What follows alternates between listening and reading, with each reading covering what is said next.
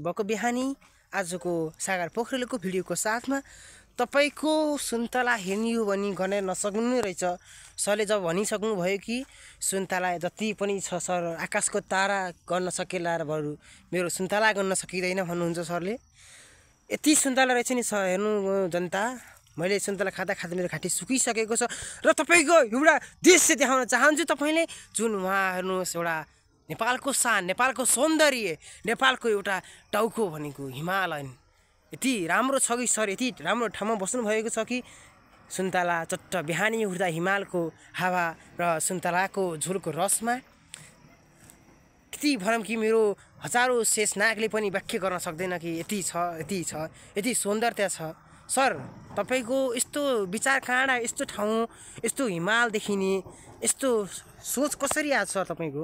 यस्तो सर के हो भन्दाखेरि हाम्रो सुन्तला खेतीलाई हिमालको हिउँको हावा नभइकन र हिमालको हिउँको बाफ नभइकन सुन्तला खेती हुँदैन। हजुर, सुन्तला खेती हुनुको लागि तपाईको हिमालको हावा र छाया चाहिन्छ।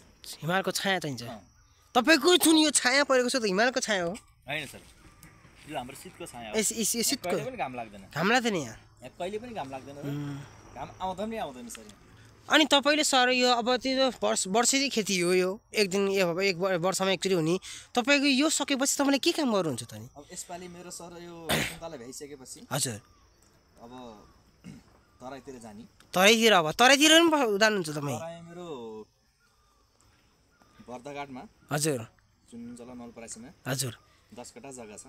10 गट्ठा? हजुर। त्यहाँ गएर अब चाहिँ मैले चाहिँ आलु लगाउँछु। आलु? ओ, नेपालमा त सबै आलु भैरवा इन्डियाबाट हुन्छ, जुन इन्डोर बङ्गलादेशबाट इन्डिया आलु आउँछ। तपाईको 10 कट्ठाले कतिवटा पुगाउनुहुन्छ सर? सर आफ्नो देशमा एउटाको 10 कट्ठा छ भने दुईटाको गरे 20 कट्ठा भयो। ओ, 4 जनाको कति 80 कट्ठा भयो सर? भएन र? भयो।